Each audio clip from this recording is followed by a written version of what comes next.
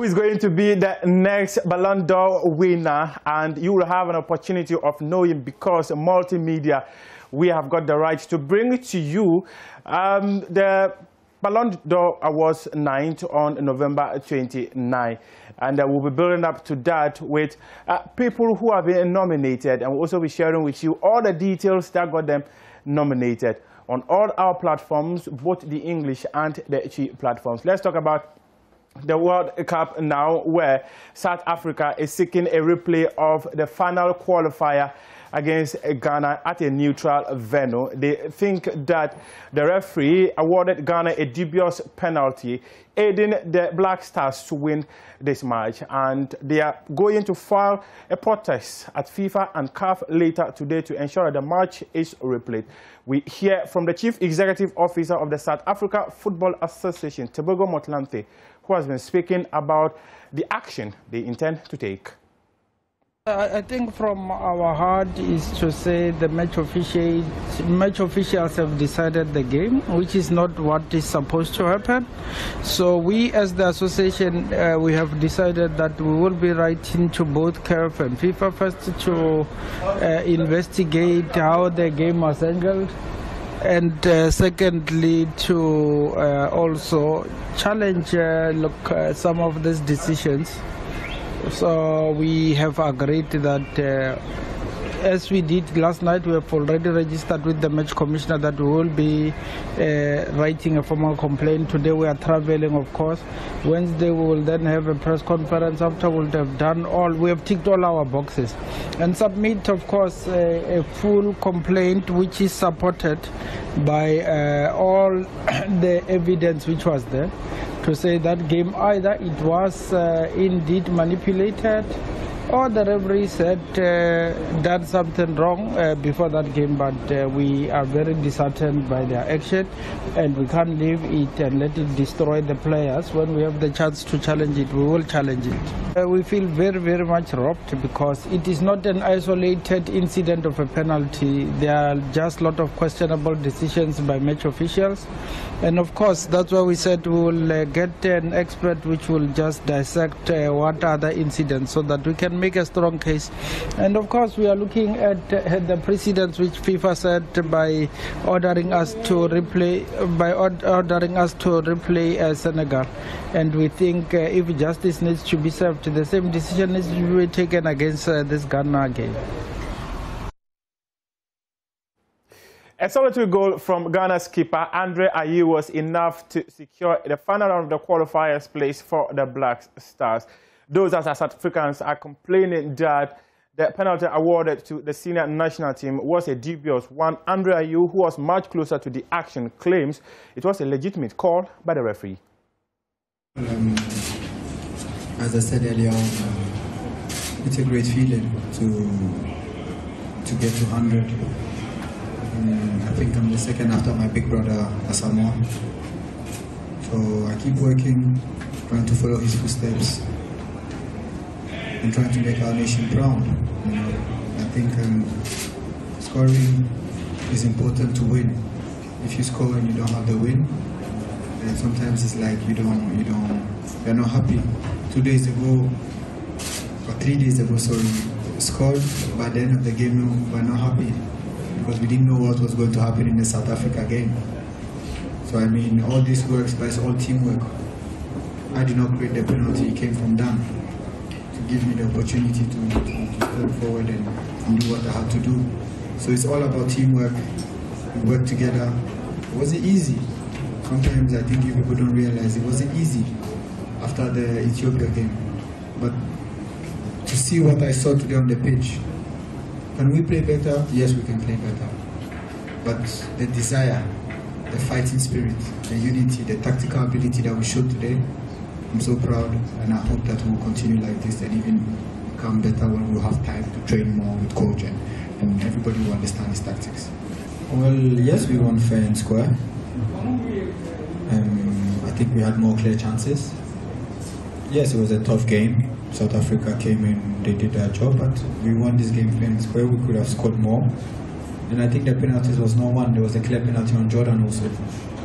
So it was, I think, the other way around. The referee should have taken two penalties. But it's part of the game.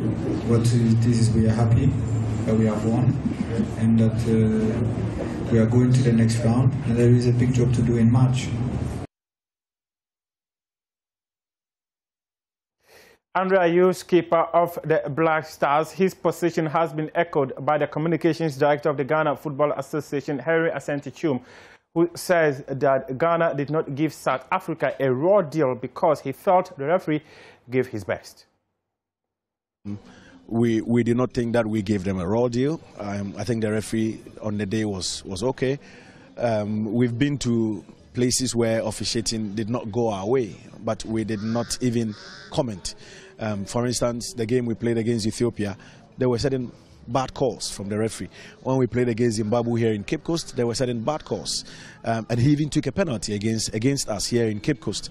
So yes, things will not always go your way, but if it is that it happens in situations like this where a draw will take you through and you are prepared, you look at how they set up to defend, until we scored and it got to the 75th minute, the 80th minute. That was when they started piling pressure in need of the equalizer, because that would have taken them through to the next round. So yes, we respect their decision. They can go to FIFA, but I am afraid I don't think it will the outcome of the game. We won fairly, we fought very hard for it, and we are glad that we are through to the next. Still on the Black Stars, since Asamoah Gyan got into the twilight of his career, the country has struggled to replace him with a perfect goal-poaching striker. Well, Richmond Boakye Yiadom, who made a return to the senior national team for the first time in 3 years, says that in the absence of the baby jet, Boakye Magic is aimed to fill his shoes and ensure that he finds the back of the net consecutively to ensure that Ghana win as many matches as possible. I would say after 3 years coming back, it wasn't bad. It wasn't bad, and I have to keep working hard and be committed to whatever I'm doing outside the national team, in my club, give my best so that whenever I have the opportunity to be here, I can do whatever everybody wants me to do. I know a lot of people have been saying since Asamoah left, we need a striker and everything. So for me, this has been my dream to just be one of the strikers, but not to boast of anything, but to be one of the strikers who can help Ghana to score goals. As I said, we have an amazing players. We have our captain, Dede, who is scoring. We have Partey, who is scoring. Jordan is there. For me to also join them and help, I think this is going to boost the morale of the team, because even though I've not been called for 3 years, but I think I'm one of the old players, because I don't remember the first time, but I think I've been here for a long time. But I go and come. But this time, I'm going to give all that I have to stay, because, as I said, if they have Baby Jet, then they have to have Boakye Magic. That's my dream now. So I'm going to work hard towards it. I know a lot of people may agree, some people may not agree, but all the same, it's for the love of Ghana.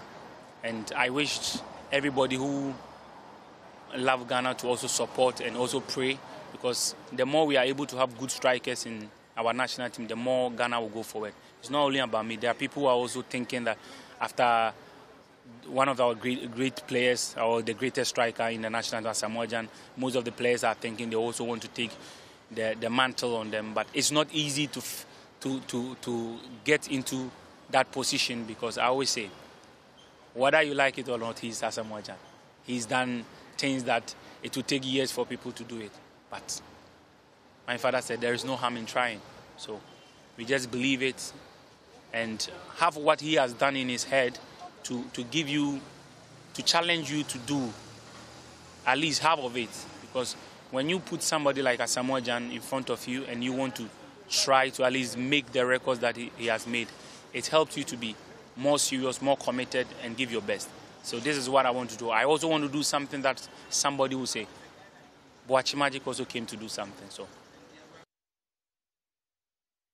And talking of Magic, Hazaka's ladies 1-1 in the semi-final of the Maiden Cup Champions Women's Competition against Asfa of Morocco. They needed goals in each half despite missing a penalty to ensure that they made it to the grand finale of the competition.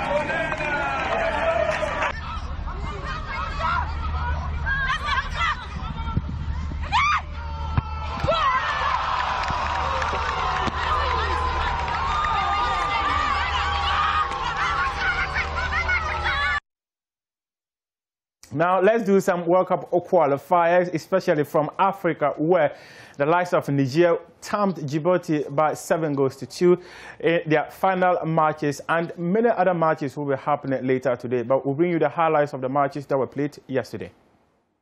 Ball into the penalty box, bouncing all the way to the edge of the 6-yard box and turned in. And Kenya in front with just over 2 minutes played. A dream start for the home side here in Nairobi. Long ball forward, looking for Harry Kuma to chase it. The goalkeeper has come racing out, and the referee has pointed to the spot. Well, it's Ochieng to take it and tucked away. Richard Odada scores. Oh, what a burst that is. And the opening goal is scored by Niger. That was fantastic play from Victorien Adebayor. Oh, the skill of Hussein. Beautifully done. And there's the nutmeg, and here's the chance, and it's in. It's gone through Van Attenhoven. Now to the outside goes Ibrahim. Another chance for Niger. It's Adebayor! And Adebayor gets his second to move outright clear as the all-time leading goal scorer for his country. Okoye will shoot. Oh, strikes it really well. The substitute scores. Adebayor into the area on a hat-trick. The save by Mbonyankwit. Could still be a goal, and it is a goal, and it's smashed in by Daniel Sosa. And now he shows for the return ball. He's onside, and he's through on goal as he looks for his hat-trick. Settles himself, goes for the corner, and beats Mbonyankwit's weak attempt at a save to score his hat-trick. What an afternoon it has been for Victorien Adebayor. That's a good ball. Djibouti should have a second, and they do have a second. It's 5-2. Good energy from Niger. They try to make it 6, and they will make it 6 on the follow-up. He wants another, doesn't he? And he gets another. Jibrilla, a quick-fire double. 7-2. Niger 7, Djibouti 2.